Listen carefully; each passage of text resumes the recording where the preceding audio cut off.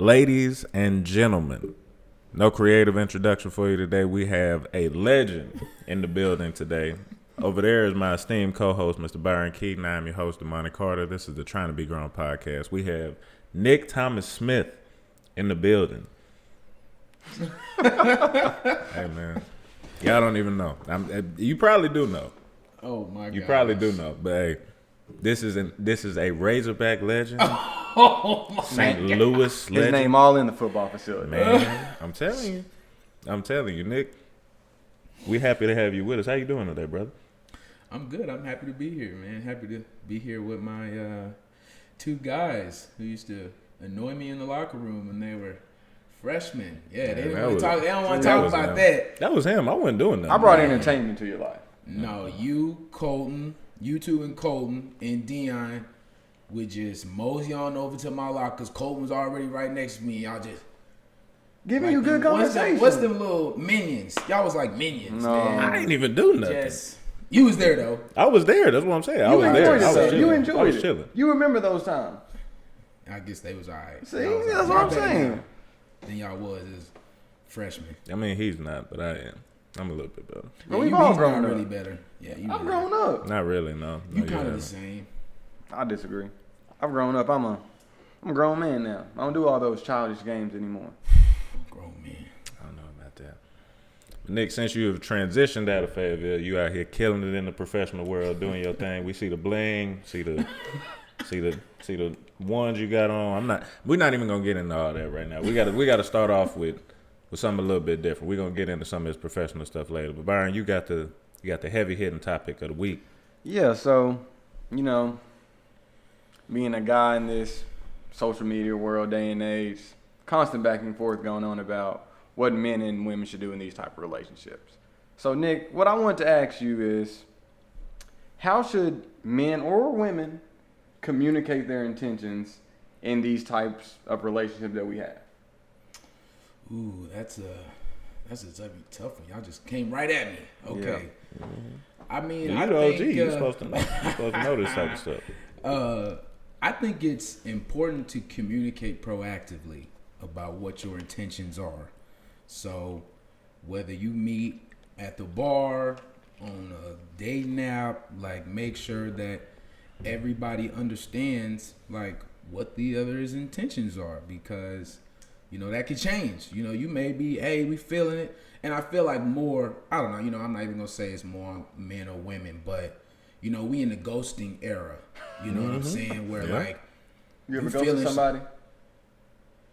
I've ghosted somebody, but, they had me kind of nervous, though, because I ghosted them and then I blocked them. I had never met them, but I had blocked them because they was coming on a little too heavy. And then they found me on Facebook. So then I really got nervous. She's probably a nice person, but I don't have any intentions of finding out. But I've had ghosted. I have been ghosted plenty of times. You know what I'm saying? And let's just talk about one thing, because I feel like this is more. I'm just gonna say it's more on the women's side. Okay. It's that women will be in communication with you, but then they got another man, right? They got another man they're in communication with, and it start to get serious with them, and then boom, you get ghosted because you don't even know that, hey, she done got serious with him. So you've been in competition, not even knowing. Knowing. And she don't want to cut you off, just saying like why she cut you off, just in case it don't work out. You know what I'm saying? And me, I'm the type, like, let me know. I'm a wish y'all go ahead, hope y'all get married, have a great time. You know what I'm saying? But that happens a lot. I think, men out, I'm going to say, we don't be juggling. I think women think we be like we just juggling women around. Like, nah. Like, we know Byron Lane. You know what I'm saying? We know he not juggling. No, I'm just playing. But, yeah, I just feel like we gotta be adults. You know what I'm saying? This ain't college. We not college, y'all in college, but like not like undergrad. Yeah. Where you 18, 19, 20 and you meeting 100 people a day. You know what I'm saying? Just communicate. But I got a question for you. So coming fresh, like right out the gates, you meet them. Are you supposed to immediately convey your intentions towards them? Like first couple sentences like, this is what I'm trying to do, blah, blah, blah. Because you always got to, like, build up so that they feel comfortable with you first before you really. Yeah. So how do you balance, like, not waiting too long to get those intentions out and, like, building some type of connection there? I'm going to see if I can. At what point do you communicate the intentions? Does that work? Yeah. Is that an easier way to say Right. it? Right. I think you really, there's no cookie cutter way to go about it. I don't think. I think you have to. You got to feel out the situation. You know, if you feel like, dang, we talking every day. You know what I'm saying? And okay, now we done went out a few times. You know, it's still casual, but at the same time, it's like, you know, hey, I kind of like this girl, or you know, she's saying, you know, I kind of like this dude. Like, maybe at that point, y'all have, hey, so where do you see this going? And you know, and I feel like as adults. Again, undergrad, straight out of college, you know, people had that conversation that, now, see, you trying to get serious. Like, dang, I thought we was chilling. You know what I'm saying? Like, we all been there, been overly masculine about, no, I ain't trying to do feelings and all that. You know what I'm saying? But I feel like when you become an adult, you gotta communicate and you gotta say, you know, even if it's uncomfortable, as an adult, you have to get comfortable with the uncomfortable. We heard that in football for how long? For our whole lives. Every sport, comfortable with the uncomfortable. Same thing with relationships. Same things with professional life, careers. Like, you got to get out of your comfort zone if you want to get to that next step. Okay. Or get to a comfort zone. So my question is, so what happens when the communication ends up with one person being in one place and another being in another place? Did you just mess up something good that was casual, that was cool, by trying to be like overly proactive about defining the relationship or defining whatever y'all doing? So I think if you like somebody and you convey that to them and they put on the brakes, then you may have to, okay, is this maybe the right person for me? Because like, I'm feeling like if the actions don't align with the messaging, then there's a disconnect somewhere. So an adult should be able to say, hey, let's try to bridge that disconnect. Like, I was feeling this way, you know, but you're obviously feeling this way. Let's talk about that. Let's talk about, you know, what can we do to try to clear up any miscommunication. You know, and then I think if somebody runs away because you're saying, like, what are your intentions, then they probably not the one. And I feel like, again, as men, this is more on us. Yeah. You know, a girl say, you know, I really like you and I'm trying to see da da da, and you like, whoa, you know what I'm saying? Like, I thought we was just keeping this low key. You know, I'm trying to see, you know, back in the undergrad days, I'm just trying to see you when we go out. You know what I'm saying? Like, we just, hey, let's pregame together. That used to be that used to be dates. Remember that? Y'all trying to pregame? That's how I used to date back in the day. It used to be like, yeah, let's pregame. Or let's go get food on Dixon after the bars close. But it's like, now you gotta let some of that stuff go, man. You gotta be intentional. But sometimes, so the post-bar days don't count no more? I mean, I'm old. Say, you know, for people who you're not even that old. I'm 27. Bro. I've been post-bar a long time now. I be going on dates during the daytime now. Cause you be tired at night. I be tired at night.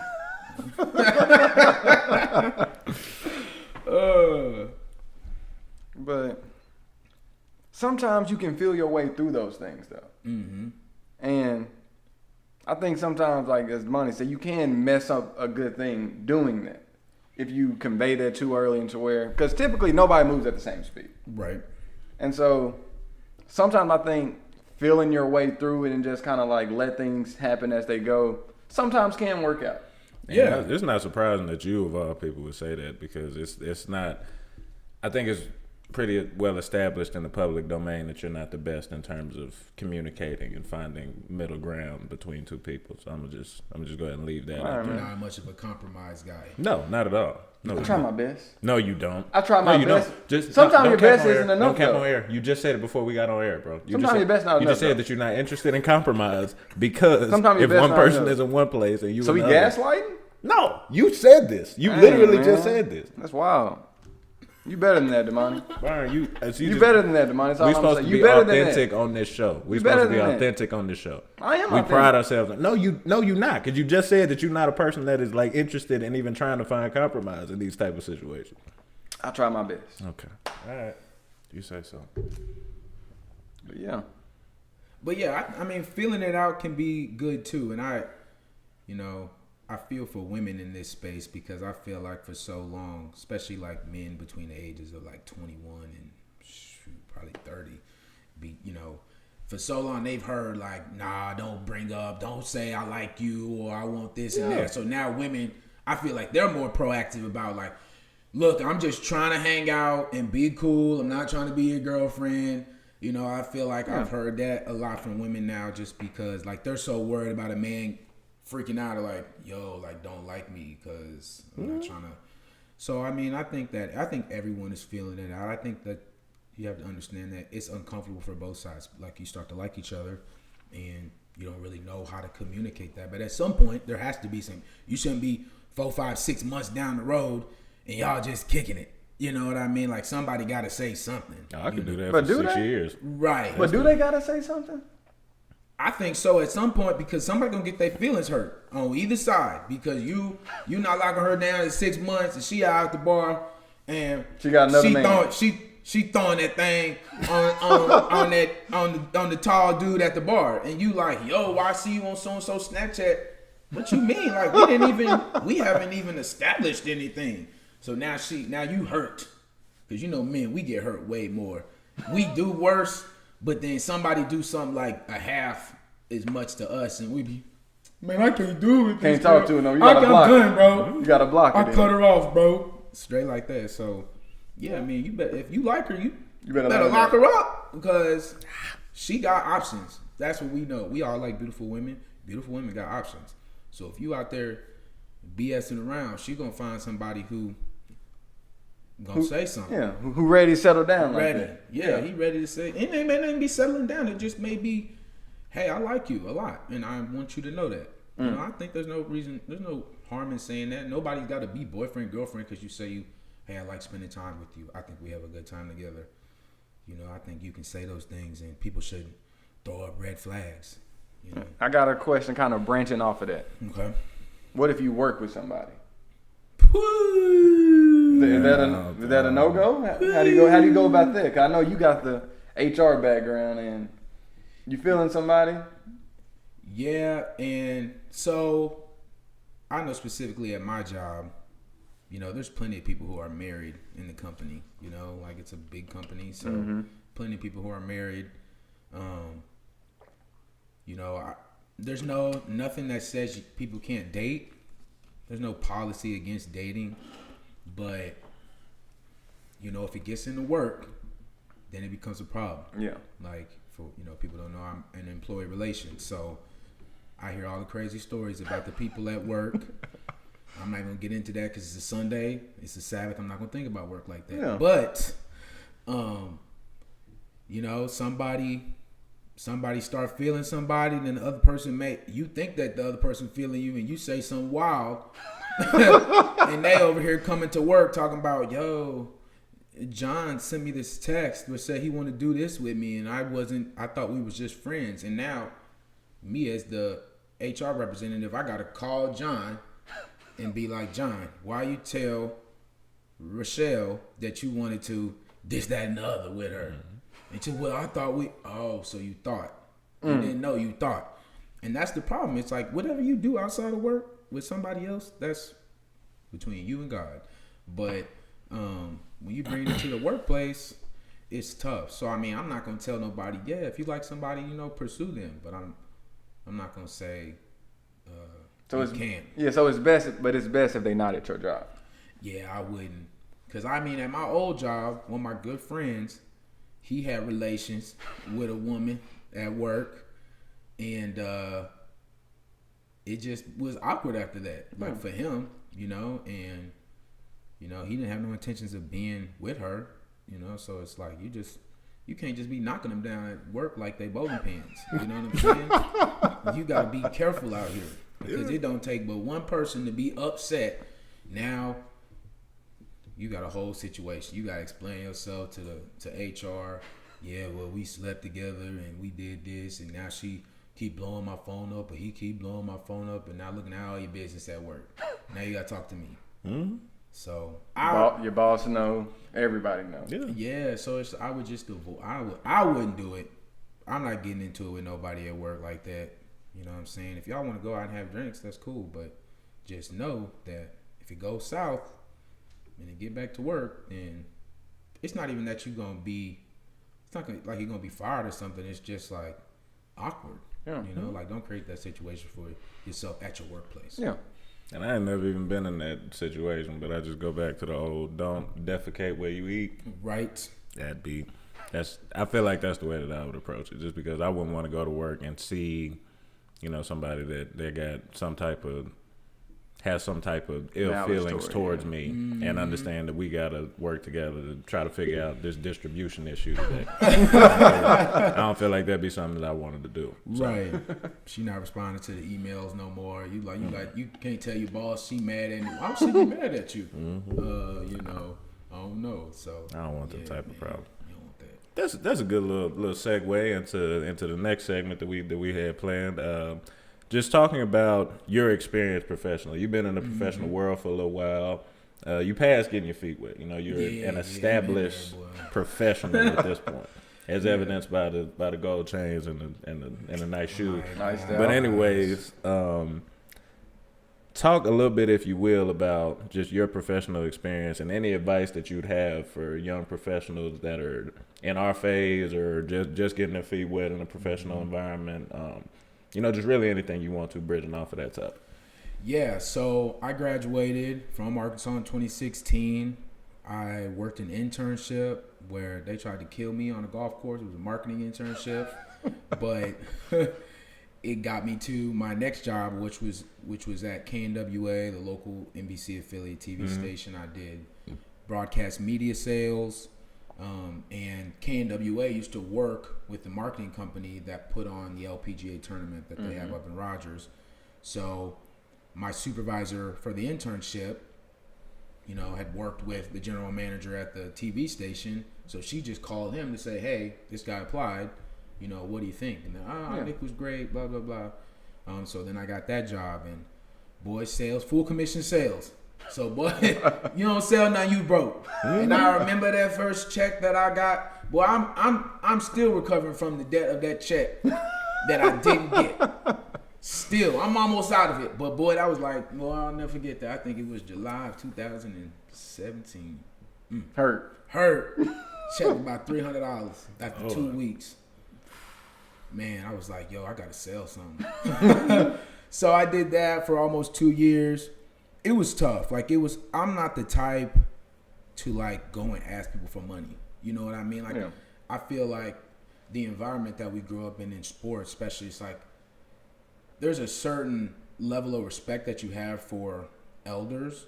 And, like, for me to just come in like, yeah, like, you give me $2,000 a month. I'm going to get you this, that, and the other. Oh, that's not, don't worry about that price tag. Y'all got that. You know what I'm saying? Like, I couldn't do that. Like, I wasn't. I could do it, you know, I could relate to people because, boy, you know, they find out that I play for the Razorbacks and they want to talk to me, but I'm like, okay, that's cool. We can talk. Razorbacks, how's the team looking, blah, blah, blah. You know, what do you think? They always want to know my opinion. But I'm like, I'm going to need some money, too. Y'all want to chop it up. So, but that was really good at, you know, kind of harnessing my communication skills. You know what I mean? Like, it made it easier for me to talk to anybody. Really out of your comfort zone. You got to walk into a business in Northwest Arkansas. You know, obviously my skin is not of white complexion, so I'm not. I don't look a lot like the business owners. And I'm 23 years old, and I'm walking in, and they looking like, boy, you look like one of my kids' friends. You know what I'm saying? I don't look the oldest anyway. Yeah. So it was a good experience, but when I got done, I was done. I went back to St. Louis, where I'm originally from, and I did staffing. Boy, that was crazy too. I worked at a warehouse. I staffed for a warehouse, but we were on site. So this big shopping cart building warehouse. So we was hiring whoever. You know what I mean? Whoever. Yeah. I looked at resumes with people. I knew all the high schools in St. Louis, so I remember people were spelling their high schools wrong on the resume. That's who I was like, how did you go to that high school and you can't spell it correctly? Man. And we was like, oh, but you there's no way. You telling me you actually looked at a resume where somebody spelled their own high school wrong? There's a school named Rittner High School in St. Louis, and it's Rittenhour, and people used to spell that wrong all the time. Rittner High School, couldn't spell it. You hired? Oh yeah, if he look, I'm gonna call him. Hey man, look, we got an assembly position open, $12.75 an hour, man. It's all for you, right? Come on and interview, drug test. I had to drug test people. I had felons walk in. I had one guy who failed a drug test for meth. I had a couple people who had failed like a swab for meth. It was like a minute test. And boy, they take that swab out their mouth, and I'm like, boy, that's more than meth. You need a toothbrush, a dental, you need everything. They needed all types. But I had people I had somebody threaten my life one time. You were shook? No, not really, because I had love. You know, I had love in the warehouse. You know, so I knew I had somebody behind you. I had somebody behind me. But boy, that warehouse was open 24 hours a day. There was no lock to get in. It was just a back door, this big old warehouse. So if somebody got spicy with me, I'm looking like, dang, this may be the day. This may be the day that they come get me. I've had to fire felons. You know, like somebody's background check could come back and, you know, they got a domestic violence or assault with a deadly weapon type stuff. And I'm like, hey, look, Ron, you can't work here, man. He's like, yeah, Nick, I know. Like I said, they usually respected me. But so I did that. And, so with that was kind of like my step into HR type work because we were their staffing agency. So they didn't really work with the actual warehouse company. They worked with us. Mm-hmm. So I had to sit down and do performance coaching and say, hey, your supervisor say you moving slow out there. Well, you got to pick it up, you know, or you got one more day to show up late, or you ain't here today, you're fired. Yeah. You know, so I fired so many people. So I actually got laid off from that position. So you talking about getting your feet wet in the work world. Like I got laid off because the warehouse company started cutting back on their amount of temporary employees. Mm-hmm. So the staff, the site that I was at, they could no longer support 2 full-time employees just due to the revenue they were getting from the temps. Yeah. So I got moved to another place and I stayed there for a while. Then they lost their contract and then they're like, Nick, we can't afford to keep you. Yeah. So it's 2019, it's end of January. I'm like, dang, I ain't got no job. You know what I'm saying? So this is again where networking, or again, let me just backtrack. I got that job because my high school teammate's stepdad was like the regional supervisor or whatever. Mm-hmm. So when I moved back to St. Louis, he was like, hey, I got a position for you. So again, not about what you know, who you know. Yeah. Mm-hmm. Moving to my next position, after I get laid off, I call like one of my oldest friends' moms, who I was really close with, and I was like, look, and she had talked to me about a job for a while, and I was like, look, I just got laid off. If you got anything for me, she was a partner, because she just retired, and she was like, you know, I got some ideas for you. You can come in and, you know, kind of have an informal conversation with the team leader and see if it's something you like. And it took me, I'll say this, it took me a while to get in contact with her, a very busy woman. Yeah. So I texted her and I didn't hear back from her, and I'm like, I should just give it up. You know what I mean? But I was like, Nick, this is about how you pay your bills. Yeah, you know what I mean? So it's like you got to swallow that pride and that discomfort and be like, one more time, you know, like, hey, if you got anything for me. And that's when she set me up and had a conversation with my leader at that point, who's now my department leader, and we had a formal interview, and it went well, and that's how I got into my role as a resolution specialist. So it's within employee relations and performance management, behavioral management, personal situations. Like I said, you know, don't bring outside of work into work, because you're gonna have to call me and have a conversation. Mm-hmm. Don't let one situation have you make a bad don't make a bad situation worse. I just dealt with something where some guy got mad because the coworker asked him a question like right after he got off work, and he was like, "Man, don't text me with this BS." And it's like, bro, you can't text your coworkers. You can't be cussing at your coworker. He asked you a question, and the crazy part is this guy he asked a question is like basically like a leader on the team. Like he may not be the coach, but he's the captain. Yeah. Mm-hmm. So it's like people are gonna come to you, and he said, I just didn't expect this role to have this much mentoring. Like, I can't do this. They didn't tell me this. I didn't really read the job description when I got the job. Who fault is that? Who fault is that? You're going to get evaluated the same way. So until you figure out how to open your heart to mentorship and coaching, you're going to struggle. So, but yeah, I've been doing that I just hit my 2-year anniversary in March. So it's been good to me. The company's been really good to me, and we'll see how far I can take it. Yeah.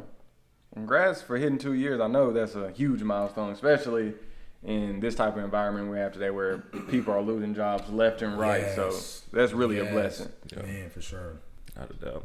And just what I took from that, I think what was really interesting about what you said is just you had, however many stops on this journey that you talked about, but it seemed like you just picked up something from every stop on that journey. And I'm sure it was more than even what you mentioned, but it was just stuff that you highlighted that, being at this stop, I figured out this, and this. I figured out this at the next place. And then you transitioning that into being the professional that you are at this point. You just taking stuff from every place that you go and continuing to learn on the journey. And I think that's something that we as people our age can kind of take, understanding that you don't have to have everything figured out, but along that journey, you better learn something. Yeah. Because you can't be the same person that you were your first year of work on your 5th year of work. Because that's you're just not going to grow that way.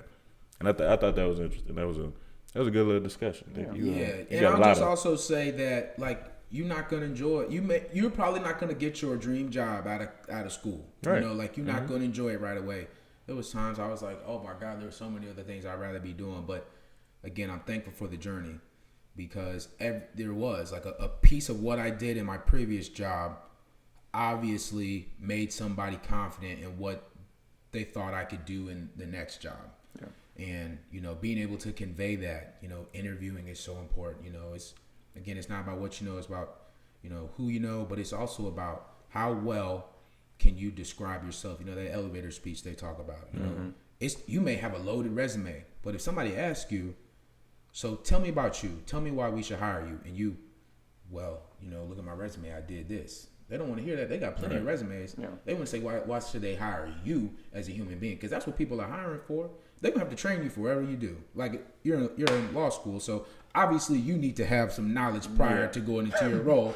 But, there's a lot of people going to be coming out of law school. Why would they choose you? What makes you unique? It's just like starting a business and getting people in the door. It's like, what is going to draw people to you and say, I want to choose that. I want that person on my team. I want to train that person, So those little tidbits are so important. Because people don't want to work with somebody that they don't like. Facts. Yeah. And so if it's somebody that's just like, I don't enjoy your personality, I just don't enjoy you, why would they choose you over another person whose grace might be slightly worse, but they enjoy the person is what. And that's one of the things I've learned, like being personable and things like that is super important. Just like for looking for jobs and finding jobs that'll fit you in the long run. So, yeah.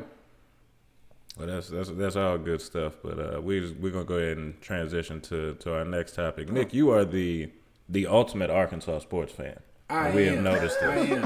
I think people are surprised that I once played because they were like, you like the team a little too much. But, and it's crazy because my mom ran track at Arkansas in the early '80s, but I had never had Arkansas on my mind.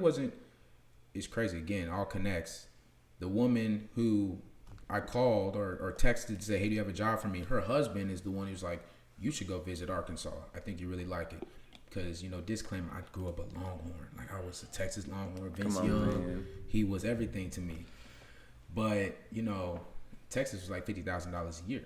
And Mama was like, look, you got to find something else. Yeah. And they want like the top 1% of the, I graduated like a 3.4. I was not top 1% at all. So, mentioned Arkansas to me, and I remember I went on like an unofficial visit and, got to tour the little facility and everything. And boy, I walked into Donald W. Reynolds and I was like, yo, this is it. Was it the new one or was it like the updated it was the old one? No, it was the old one because I'm old. Yeah, you know what that's I'm saying? true. That was April 2012. Ooh. Yeah, that's when I went. It was a spring game. It was like 45,000 people there. It was live. Yeah. Nick, I was a ninth grader. Yeah, man. So, big fan. It was like, it was so funny, like, getting on the team. I walked on and, earned a scholarship, but, I don't think I didn't go like, oh, I want a scholarship. Like, I just wanted my respect. Like, I was like, and I think we can all relate to that. It's like, I just wanted my respect. Like, I didn't want to look like he just a guy. You know what I'm saying? Like, I wanted to be respected by the guys in that level because I knew that they were picked to be on this level. Yeah. I had picked Arkansas, and just loved our team, loved the guy. Obviously, I met y'all through that, and I want to see this. I want to see the team be successful. Boy, that Chad Morris era hurt. You know what I'm saying? It hurt. It hurt to see the way Coach B went out. But man, I think they got some. I mean, all the sports got it: baseball, softball, men's and women's basketball. Yeah. We know track live. You know what I'm saying? So it's Pippen got him rolling. He got him rolling. And before I ask you about the spring game yesterday, what's one of the most memorable experiences that you have while being on the football team outside of like earning your scholarship? Yeah. Let's see. Like maybe your first game, actually getting out there, anything. Yeah. I mean, I don't know if I can pick one outside of the scholarship, but I would say I remember just running out for the first spring game. Coach B's first spring game had 50,000 people at it. So I'm running out. I've been on the team for about 2 months. I go in the locker room. I got a jersey with my name on it. I'm like, yo, I done made it. You know what I'm saying? Like, I done made it. And I watched so many people get cut before that spring game. Every day I walk into the locker room and be like, make sure my stuff is still there. So it was wild.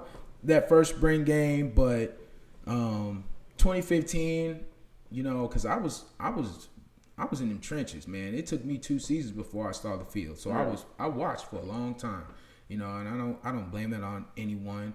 I don't think Randy Shannon liked me very much, my linebacker coach, but I had a better relationship with Coach Hargraves, but man, that first game, 2015, we played UTEP.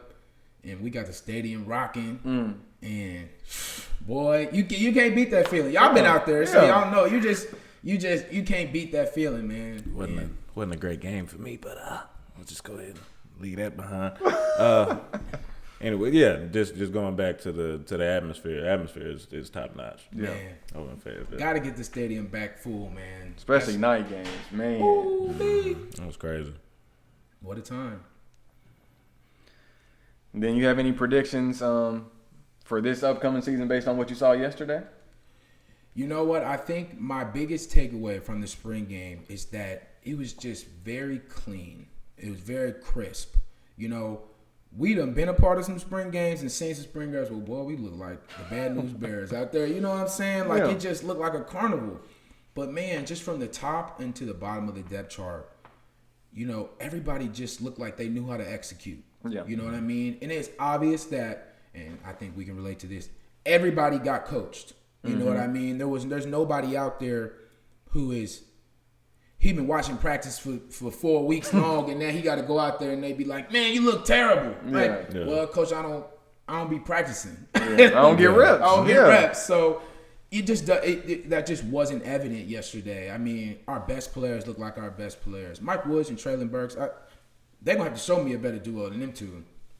And then KJ, I think KJ is just a gamer, and I think it's good that Pittman has been coming out and saying that, our quarterback's got to get better. Because last year he said them linebackers got to get better. And then Grant Morgan became an All-American and Bubba Poole was all SEC. Yeah. So he obviously knows got a lot of fire under guys. But very crisp, I don't want to make no predictions, but like we got a good football team. Yeah. Like we have a football team that can execute. We'll see what happens when you line it up against somebody else. I think they got some young guys, some early enrollees who could help us. But our studs are studs. Grant is still a stud. Jalen Catalon is a stud. Traylon Smith will be a stud. Now it's just putting those pieces in behind him. Yeah. You know, it's those role players and positions. And you know what I'm saying? I'm ready for week 1, man. I'm gonna be there. You know about that? You gonna be at the first game? I'm gonna be in the stadium. I'm gonna be somehow. If I gotta climb with, you know, what Martin Luther King say, if you can't walk, then no, just fine. Whatever. But y'all gotta be there. Yeah. Everybody gotta be in the house for that one. I see you gave a diplomatic answer. I'm not gonna get no projections. That was a really good evasion on your part. I'm glad that you. Yeah, man. I don't want to. You showing some of these communication skills that you done learned as a professional. So Darren, our last topic of the day, we're going back to the relationship talk. We need some advice from somebody that's advice. a little bit more seasoned in this area. I am more seasoned. I am more seasoned. You a whole millennial. Yeah. I was born in the y'all was born in the 90s? Yeah, we were. See, here you go, bro. Here he go. All right, let me hear it. So just talking about going back into the relationship sphere. And getting into the age where we are, you know, we're doing a little bit more with money. Mm-hmm. When you get into the conversation of splitting expenses with your significant other, what kind of distribution are we talking about? One side or the other? Is it you paying for it and whatever she can pay for it, she do? Are we splitting it 50-50? Where are we going with that? 100% nothing. Mm-hmm. Are we splitting? Let's just get that out there. I told you. We splitting some.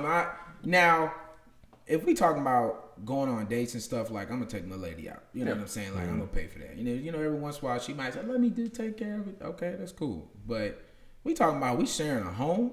Yeah. Like rent is no joke. Yeah. You know what I'm saying?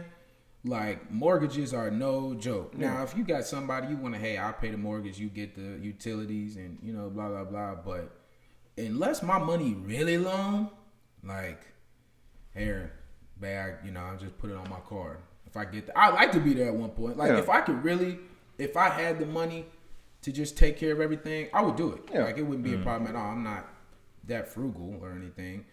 But look, it's, you know, we gonna split that up. If you ever went apartment shopping, I feel like or looking for a home, you paying rent and you like, okay, especially if you paying rent with somebody else, and then you go look, I don't care, I'm gonna go look at some places, you know, to live, get some 1 bedrooms. You like, dang. That's kind of high. That's kind of high. You over here trying to make the money make sense. Like, okay, if I make this much and this much go to this bill, and so I'm not gonna have no grocery money. That's what you really are weighing. Got $25 left. Yeah, $25 left on the check. Trying to make that last. No. But yeah, I mean, I think that if financially you can't, then like, yeah, y'all should split it up. If she coming into the relationship or he's coming into the relationship, like, you got it. Red flag. Like, what do you mean you got it? Like, do you not have a job? Or like, what is, you know, I think it's situational. You know, if somebody's struggling, like, hey, so-and-so was in pandemic, they lost their job. Okay, I'm going to try my best. Yeah. But we need to see if we can find you some interim work. Yeah. Look, it's tough, you know? For sure. Until your money get long enough to do things like that, you know, then you gotta do what's financially, you know, what you're financially able to do. I know you've seen some women, it's typically women on like social media, on Twitter and all that. They be like, if he ain't paying for everything, I don't want him. You finna get canceled. No, but I'm saying you've seen them tweets though. They're talking about he 50-50 question mark. I just don't understand that. And this how I'm looking at him. I get it. I put it to you this way: it's not even necessarily that I'm feeling what they're saying. I'm just look at like historically the male female dynamic is supposed to be the male do the things that bring home the bacon. She's supposed to cook clean. I don't agree with it. I'm not saying that I agree with it, but you're saying you don't understand how it goes. Somebody go ahead and say that you're not a 50-50 person. You the 100-0. Look, bro. Also, you got what's your take on it? What's your take on it, Devon? First and foremost, being that I'm really not making my own money right now. I'm getting some money. When you get to making your own money. School. But I did make my own money for a little bit. Like just in that little period where I was out of school and I had a job, I was making my own money. So let's just get into a Are you hypothetical, 50-50 right? or 100-0? Before we get, can you answer that question Stop. first? I think we need to get I'm that. not, He but gonna get to it. He gonna get it's to not it. a He gonna square get to it. answer. It's He not gonna a get square to it. answer. If I could, and I was in that situation back when I was making my own money, the reason that I would be more in the realm of I'll pay for at least the hard cost, I'll pay for the rent, do all that type of stuff, is because if and when we end up splitting up, I want to be able to say get out. Because if we Bro, you split, better than that, though. if we splitting it, she gonna get the house, she gonna get the crib. How? That's generally how it end up, bro. Wait, first of all, I don't know about that. I don't know. That's about generally how it end up. I wanna be able to say, look at this name on this note. That is my name. Goodbye. See ya. So you're saying you're willing to spend all that extra money just in case y'all break up, you can say the leave. There's other ways to split the expenses, but I'm saying if I'm paying, just say that it ends up being that I pay 75% of what we pay over the course of a month, and she pays 25. It's worth that to me because one, what kind of crib would I be paying for if it was just me? And I don't think that if I've gone like significantly above my pay grade to buy a house specifically because we got two incomes, then that's something different. But if I'm still living in the same one bedroom that I would be without her, then I feel like it's really not that big of a stretch for me to just go ahead and pay the stuff just so I can have the security. I mean, I see where he's coming from. I think that, there's a lack of optimism there about your relationship. Without a doubt. You know what I mean? Like, you don't want to go. I mean, I guess that's the same thing as like a prenup. Like, if I'm making some money, like if I was making money, and I might look like you're not finna take half of this. You know what I'm saying? Like, I love you to death. I want to spend the rest, but just in case, I gotta protect myself. You know what I'm saying? But again, that's a conversation that you have to have with your significant other, because we can talk about that till we turn blue in the face. But you gotta talk to your lady about that one to see how she feels about it. Because if y'all don't agree, then I mean that essentially could be the foundation of the relationship, because it's like, where are we gonna live? How are we gonna pay for it? So if y'all can't agree on that type of stuff, then it's like, again, compromise comes in. Like, where can we compromise? That's where you should start. I don't think that's something you compromise on. No, my thing is, in today's society, I told you. we are equal. And so I'm like, you got a good job, you can afford this. I got a good job, I can afford this. Why can't we both just put in half into which we both get something that we want out of it? Is my thinking on it. Well, then who gets the family Bible when stuff goes south? What you mean the family? Who family it come from? I'm talking about who ends up with the stuff when the Take what you need, I'll take what I need. So y'all both gonna move out the house? Sure. If we break up, that means I don't need the house that big no more. I can get a downsize on the house. Hey, Byron, I'm gonna go ahead and break it down like this. If you got a person that is probably sharing a bedroom with you, then the amount of bedrooms that you need, regardless of how many that you're currently using, whether it's one or two, I don't think it's gonna go up or down. I'm saying I don't need the same total room. square feet in the house and all that. Just two of us. Two compared to one? And I don't think that's a big difference. To me, that's not a big difference. I just don't. I'm a 50-50 person. I mean, so I see where you're coming from in this environment where women want to be treated equally and men want to, and we should all want to treat women equally. I think that, I don't think we need to use that in terms of, well, she want to be treated equal so we can split this rent. You know what I mean? But I think it just comes back down to your finances. If you want to get a place together, we should split it. Now, and I see where you're coming from. If she moves into my place, I'm not going to say, yo, you got to start splitting up rent. Because if I let you in my place, I must really love you. Like, I must probably want to spend the rest of my life with you. It's not going to be I'm not preparing for it to go south if we move in together. Because, I think my own personal preference is like, unless we're engaged or married, like, I'm really not trying to move in with nobody. Like, yeah, see, that's where I'm at. That's where I'm at with it. I'm old fashioned. Yeah, I'm old fashioned. And this is what my thinking is. If I'm going, maybe there's some wiggle room on the exact 50-50, but it needs to be somewhat close to my thinking. And then two, in the long run, I forgot what I was about to say. Oh, okay, I got it. If I'm doing 85-90, then that means like my savings get messed up. All type of stuff get messed up when I think you start paying too much is what I'm getting at. Compared to their saying where they just have all this basically flexible income, they can do whatever they want with their money. I just don't think that's fair. And I agree with you there, but this is the way that I would look at it. So if we're talking about, because you kind of described a situation in which you're buying a house predicated on the fact that there are two people living in it, there are two incomes, so you're buying based on that. Yeah. If you do that, then 100% I would agree with you. Yeah. And my pride would probably get in the way, but at the end of the day, if we're talking like hard figures and talking about my savings account, what I can do with my extra money, then I'd probably agree with you. But if I'm paying relatively the same amount that I would as a single person, then I kind of have a different mindset to it, because I feel like the security that I'm getting and really the alternative being pretty much the same, that doesn't, to me, that just, I'd rather have that security and go ahead and pay the majority, if not all. But then, okay, you paying the same amount, but then the way that you live has to be different. So I think you have to still account that into the finances at the end of the day. That's no longer just your place and this is your space. Your like space has been not minimized, but like it's decreased. That's like, yeah. So I'm thinking you have to still account that within, is my thinking on it. I mean, I think if you're paying, say you got a spot, she got a spot, she move out of the spot to move in with you, and now she's no longer paying rent, then I really think that, like you said, utilities or groceries, all that can come into play. But again, I think it depends on how much money you make. Like if I'm paying for a 1-bedroom and I got plenty of discretionary income, then I might be say like, yeah, babe, you got the groceries. You know what I mean? Yeah. I got everything else. You got the groceries. But then you're going to start getting upset if it's not the right groceries you want. I know, but that's why you just have a conversation and say. So hey, there's just going to be a whole bunch of little things that's building up just because in the end you didn't want to. But no, you did want to, because you decided to move in together. So that is something that you sacrifice when you in a relationship. So that's the thing we got to remember, is that there are sacrifices that are made when you bring somebody into your living arrangement. So it's not going to be the same. Yeah.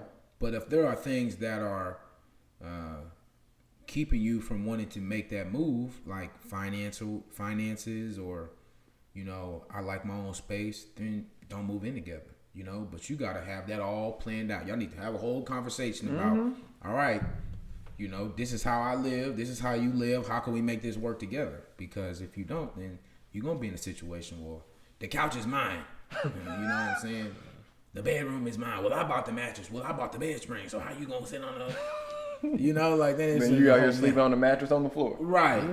Right. So yeah, that makes sense though. So I gotta ask both of y'all this question. So say she banking big time, and you not quite in her tax bracket. She want to go ahead and buy the big crib. Yeah, okay, we're going 75-25, and you the 25. Would y'all be all right with it? It's a nice crib, but I can't be no 75-25. Yeah. She's not gonna have me looking like, you know what I'm saying? Because it don't take but one fight. What you paying for? Chill. Exactly. You know what I'm saying? What you gonna come back with? Okay, would you do that to a girl though? I know, but I'm not a girl. I'm saying, so you were saying you wouldn't do that, but you think she would do that to you? I mean, I'm not saying that's what. I'm saying it's a word. It could happen. It could happen, and I just wouldn't feel good about that. You know what I'm saying? Like I just. You have to be quiet. I'm trying. Baby, I'm trying to get promotion. In. You know what I'm saying? Like you looking crazy in the house, and she looking like she buying her own bags and her own sunglasses. She stay with her hair done, and you looking like I'm gonna get a cut in a few weeks. You know what I'm saying? See, but it ain't about that. Just come up, bro. Put a few hundreds in your pocket, and just say, "Go buy yourself something nice." No, I can't do that. I can't do that. I'm like, no.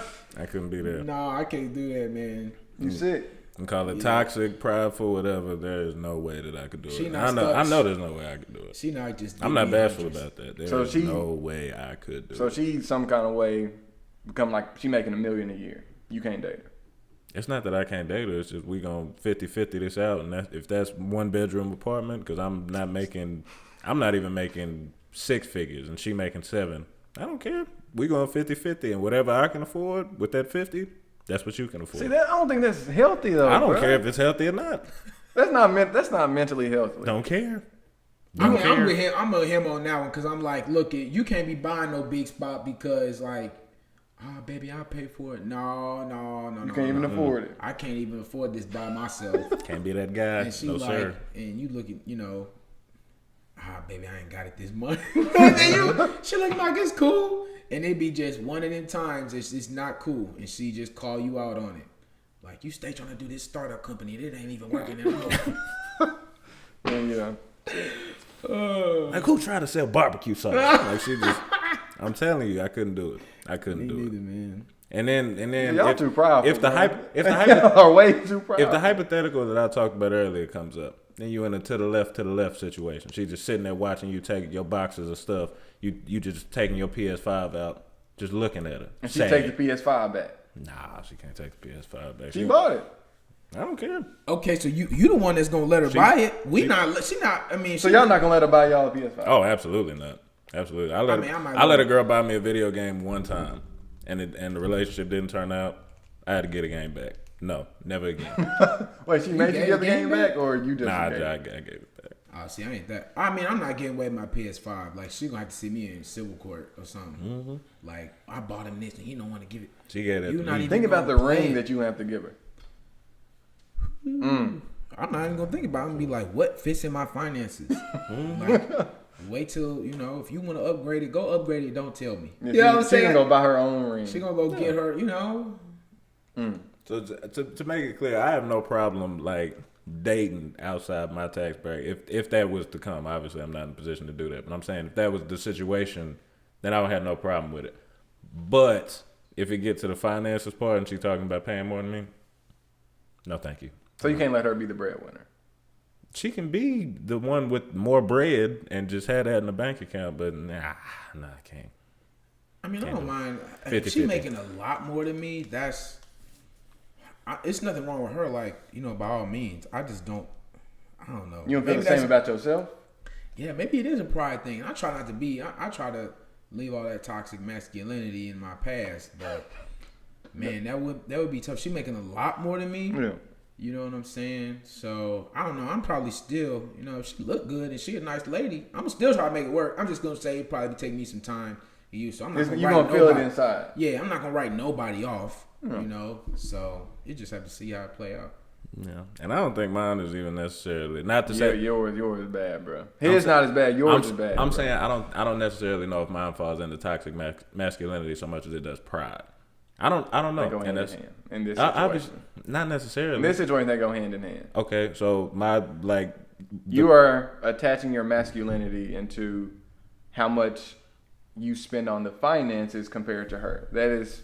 I'm not necessarily even. I'm saying that I wouldn't want to be in a situation where another person has to bear the brunt. Basically, you depend on somebody. My finances. Yeah, yes. I don't want to depend on anybody. Yeah. I want to always be. I should be able to take care of myself without somebody else at all times. If I can't take care of myself, then I'm not gonna get in a relationship at all. Like, if I'm somehow broke out on, I'm living paycheck to paycheck, I'm not out here dating. I'm like, I gotta get my money right. Because you don't want to go on no date and 2 checks. And she looking like, this man, he broke. I'm not doing that. I'm like, wait till I get my money right. And then we'll pursue that. But until then, not dependent on nobody. Because women don't even want to. For the most part, I think women rather provide for themselves. There's that small group who are like, a man got to do whatever, he got to take care of me, blah, blah, blah. I'm having these kids. But I think for the most part, women want to be able to take care of themselves, just like men want to be able to take care of themselves. And you hope you find somebody who shares that. And see, what I was thinking with the situation is, y'all came in equal. Let's just say her career progressed a lot faster, and now she like, I'm making this much money. I want this type of house. I want this type of car. And I understand that you can't afford all this, but this is the life I want to live. I can afford this life. You can pay what you pay. I'll pay what I want to pay.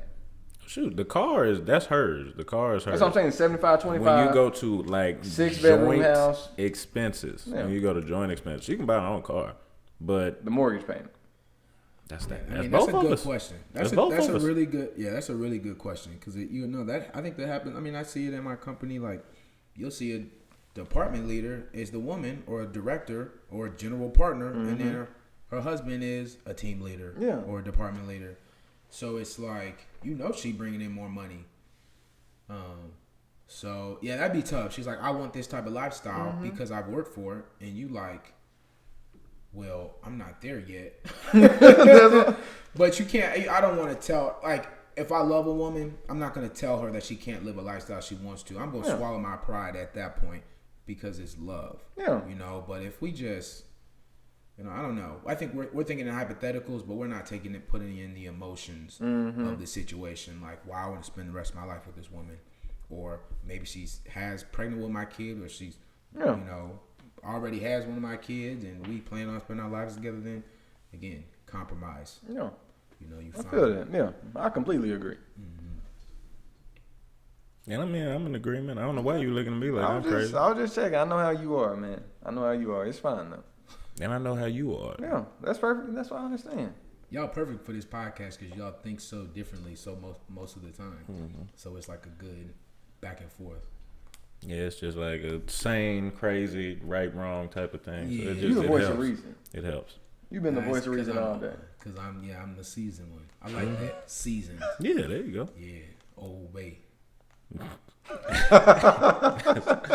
That's a perfect note then. We appreciate y'all for rocking with us wherever you're rocking with us. YouTube, Spotify, Apple Podcasts, Google Podcasts. We very much appreciate it. Yep. Nick, we appreciate you for coming on, man. Appreciate y'all, Always appreciate your perspective. Yep.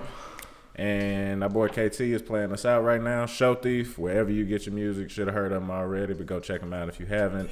For me, Byron, and Nick, that'll just about do it. It'll be easy. Peace. When that pressure get applied, is you gon' pass it, you gon' shoot. I stood tall. When you make it through the struggle and the pain, do you get your umbrella off the chance that it might rain? I stood tall. Ooh, I stood tall. Ooh, I stood tall. Try to count me out, but you ain't gon' ever hold me down. When I see my people going through it, I put the blame on me. And I see my homie lose his mind, but I gave him his first taste of lean. I ain't gon' lie, that really hurt me, but I had to close the curtains. And one thing I learned on Lion King is everybody gotta eat. Never tell a party, let me get a whole piece. And nah, little homie, can't get that from me. You play football, you got a bright future, you supposed to see you on the TV. And I said that's true, and I'm gon' do it, but I really gotta make something happen. And I probably could've asked my family for something, but instead I started hitting licks with daddy. Ain't gon' lie, that turned me to a savage. Really living life like a bandit. And then Murph told me, keep your head on, man, don't do nothing reckless. But now I'm older now, I'm a grown man. Go to church every Sunday, I'm a praying man. You ain't gonna never see me fall, I'm always standing. One thing I do is stick to the plan. When you make it through the struggle, you the truth.